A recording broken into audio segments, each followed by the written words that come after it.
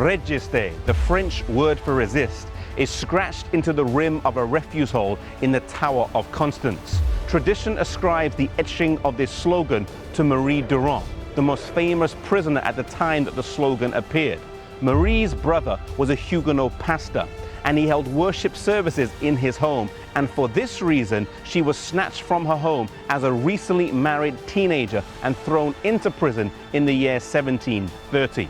Marie's brother Pierre was killed by gunshots soon after, but her life would turn out very different.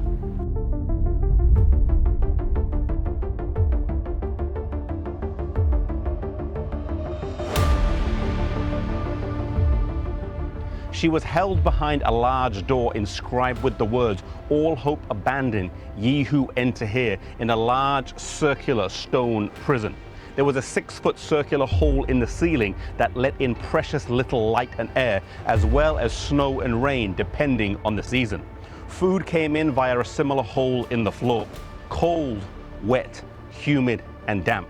The women suffered here for nearly 40 years in misery, infection, and tears.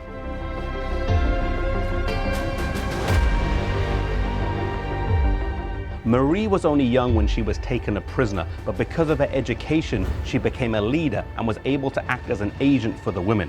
For 38 years until 1768, she led them in singing and prayer through the heat of the summer and the cold of the winter. Marie was always trying to better their condition, tirelessly petitioning until she was finally able to get every woman granted the Book of Psalms.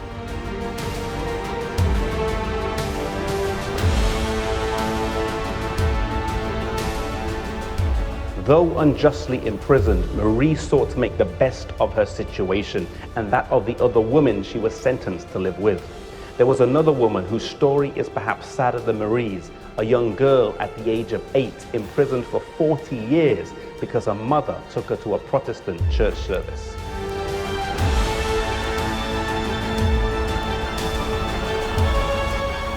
Such cruel punishments are not of God. To take away someone's liberty because you disagree with their beliefs is not Christian or representative of Jesus. One can only imagine the despair and hopelessness that these women suffered right here in this room as year after year, decade after decade, they lived in such pitiful conditions with no hope of release. The women were eventually released. Marie was an old woman, having spent her best years in prison. Her family home here in the mountains became a Huguenot monument, a testimony to religious steadfastness in the face of unjust ecclesiastical and royal oppression.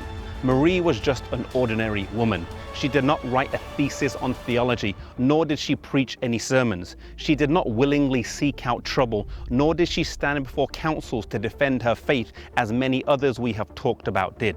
She was unjustly imprisoned, yet remained steadfast, preserving her faith in the face of terrible injustice and oppression.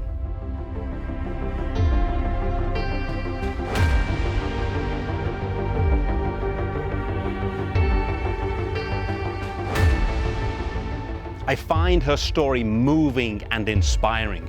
We never know when in the course of the normal affairs of life, we might be called upon to exercise a faith that we don't think we have and show courage to those around us. The song says, "Will your anchor hold in the storms of life? When the clouds unfold their winds of strife, when the strong tides lift and the cables strain, will your anchor drift or firm remain?" The answer lies in the chorus. We have an anchor that keeps the soul steadfast and sure while the billows roll, fastened to the rock which cannot move, grounded firm and deep in the Savior's love. We often sing this song when things in life are going so smoothly, but if and when the waves come, may our anchor hold.